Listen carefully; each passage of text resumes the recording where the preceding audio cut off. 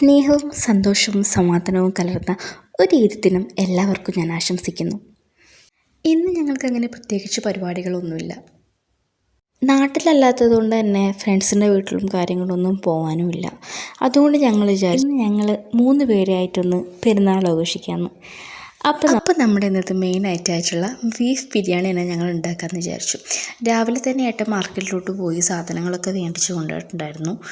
എന്നിട്ട് ഞങ്ങൾ അതിനുള്ള രാവിലത്തെ ചായയും കാര്യങ്ങളൊക്കെ കഴിഞ്ഞ് അതിനുള്ള പരിപാടിയിലേക്ക് കടന്നു. ഞങ്ങൾക്ക് 2 പേർക്കും സത്യം പറഞ്ഞാൽ ബിരിയാണി ഉണ്ടാക്കാൻ അറിയില്ലായിരുന്നു.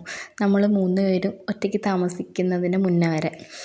പക്ഷേ പിന്നെ ഇങ്ങനെ നമ്മൾ മാത്രം താമസിക്കാൻ തുടങ്ങിയപ്പം ഈ ബിരിയാണി ഉണ്ടാക്കുന്നതും വേറെ എന്ത് ഫുഡാണെങ്കിലും അതുണ്ടാക്കുന്നത് നമ്മളുടെ ആവശ്യമായിട്ട് മാറി. കാരണം നമുക്കത് കഴിക്കണമെങ്കിൽ അത് നമ്മൾ ഉണ്ടാക്കുകയും വേണം. സോ അത് താങ്ങാനൊരു തോളുണ്ടെങ്കിലേ തളർച്ച ഉണ്ടാകൂ എന്ന് പറയുന്നത് പോലെ സാഹചര്യമാണ് നമ്മൾ ഓരോന്നും പഠിപ്പിക്കുകയും മാറ്റിയെടുക്കുകയും ചെയ്യുന്നത്. അത് ഞാൻ പറഞ്ഞത് കുക്കിങ്ങിൻ്റെ കാര്യത്തിൽ മാത്രമല്ല കേട്ടോ, വേറെ പല കാര്യങ്ങൾക്കും ഉണ്ട്. നമ്മുടെ ലൈഫിൽ വന്നു പോകുന്ന ഓരോ മനുഷ്യരും നമ്മുടെ ലൈഫിൽ എത്രത്തോളം മാറ്റങ്ങൾ ഉണ്ടാക്കുന്നുണ്ടെന്ന് അവർ നമ്മുടെ ലൈഫിൽ വന്നു പോകുമ്പോഴേ അറിയുള്ളൂ.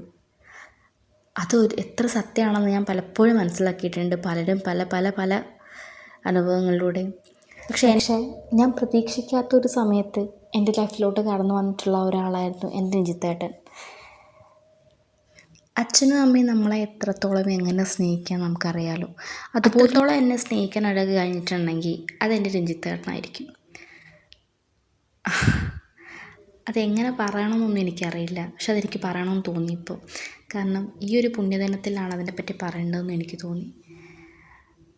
എൻ്റെ ജോലിയുടെ കാര്യമാവട്ടെ, എൻ്റെ പഠിത്തത്തിൻ്റെ കാര്യമാവട്ടെ, എന്നേക്കാൾ കൂടുതലേറെ അതിൽ ടെൻഷൻ വരുന്നത് എൻ്റെ ഹസ്ബൻഡിനും എൻ്റെ അച്ഛനും അമ്മയ്ക്കും അതുപോലെ എൻ്റെ ചേട്ടന്മാർക്കും തന്നെയാണ്. ഏതൊരച്ഛനമ്മമാർക്കും അവരുടെ മക്കൾ പഠിച്ചൊരു കരയ്ക്കെത്തി കാണുന്നത് വരെ അവർക്കൊരു വിങ്ങലായിരിക്കും ശരിക്കും പറഞ്ഞാൽ. അത് പക്ഷേ നമ്മൾ അവരെ പറഞ്ഞിട്ട് കാര്യമില്ല. കാരണം അവർ മുന്നേ അനുഭവിച്ചിട്ടുള്ള കുറച്ച് കാര്യങ്ങൾ നമ്മൾ അനുഭവിക്കാതിരിക്കാൻ വേണ്ടിയിട്ടായിരിക്കാം ചിലപ്പോൾ നമ്മൾ ഒരു കരയ്ക്കെത്താൻ അവർ ആഗ്രഹിക്കുന്നത്. കാരണം നമുക്ക് നല്ലൊരു ജോലി കിട്ടിയാൽ നമുക്ക് നമ്മുടെ സ്വന്തം കാലിൽ നിൽക്കാം, സ്വന്തമായിട്ട് വരുമാനം ഏൺ ചെയ്താൽ നമുക്ക് നമ്മളുടേതായിട്ടുള്ള കാര്യങ്ങളൊക്കെ ചെയ്യാം എന്നുള്ളൊരു ചിന്തയായിരിക്കും അവർക്കുണ്ടാവുക. ആരുടെയും അടുത്ത് പോയിട്ട് കൈ നീട്ടേണ്ട ആവശ്യമില്ല. ഇതൊക്കെ തന്നെയായിരിക്കും ഏതൊരു അച്ഛനും അമ്മേൻ്റെ മനസ്സിലൊക്കെ ഉണ്ടാകുന്നത്. ഇതുപോലെ അച്ഛനും അമ്മയും തരുന്ന ഒരു സെയിം ഫീലിംഗ് തന്നെയാണ് ഇപ്പോൾ എൻ്റെ രഞ്ജിത്തേട്ടനും എനിക്ക് തന്നുകൊണ്ടിരിക്കുന്നത്. മോൻ വന്നതിന് ശേഷം എൻ്റെ ലൈഫിൽ ഒരുപാട് മാറ്റങ്ങൾ വന്നിട്ടുണ്ട്. അതിനൊക്കെ ഓവർകം ചെയ്യാൻ വേണ്ടി എന്നെ ഹെൽപ്പ് ചെയ്തത് ശരിക്കും എൻ്റെ രഞ്ജിത്തേട്ടൻ തന്നെയാണ്. ഒരുപാട് നെഗറ്റീവും കാര്യങ്ങളും ഒക്കെ എൻ്റെ ലൈഫിൽ ഇങ്ങനെ പോയിക്കൊണ്ടിരിക്കുകയാണ്. കുറച്ച് മാസങ്ങളൂടെ കഴിഞ്ഞാൽ എന്നിലെ ആ പഴയ ശ്രുതിയെ വീണ്ടും തിരിച്ചെടുക്കാൻ പറ്റുന്നുള്ള വിശ്വാസത്തോടു കൂടി ഈ വീഡിയോ സ്റ്റോപ്പ് ചെയ്യാണ്. അപ്പോൾ ശരി.